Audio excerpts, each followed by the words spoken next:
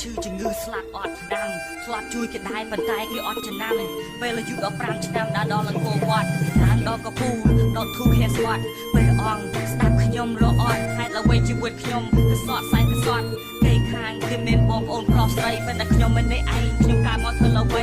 ទឹកភ្នែកលះហាមលះហាមបានចូលលស្ដីទឹកដីអត់ចេះស្លាញ់ទៅស្លាញ់ទឹកដីគឺឆ្ងាយគឺវេពីមកយកមកដល់ដីចាស់ចាស់អាហារប្តីឆ្លងក្នុងក្នុងថ្ងៃគេមានទូគឺមនុស្សសាច់យំថ្ងៃពុកស្លាប់ជុះមកដល់ទីក្នុងថ្ងៃបោះអត់ស្លាប់ស្លាប់នេះស្លាប់ចូលត្រង់ថ្ងៃសុំអត់សុបាយអត់បាយហើយគេវាយអ្នកមានបឆោតលួចរបស់តែមានតម្លៃថ្ងៃសៅរ៍គេបដាស្រៀងមិនថាតម្លៃថ្ងៃទៅមហាជីវិតទៅលើកាសិទ្ធិដល់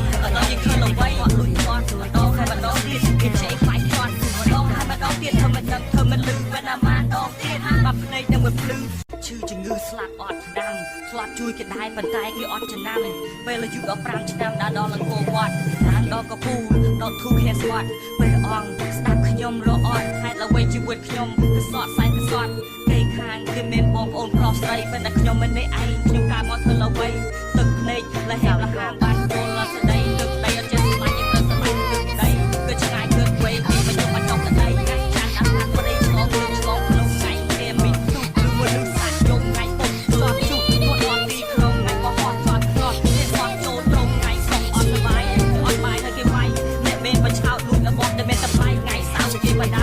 ស្រៀងមិនថាតម្លៃថ្ងៃទៅមហាជីវិតទៅលើកាសិទ្ធិដល់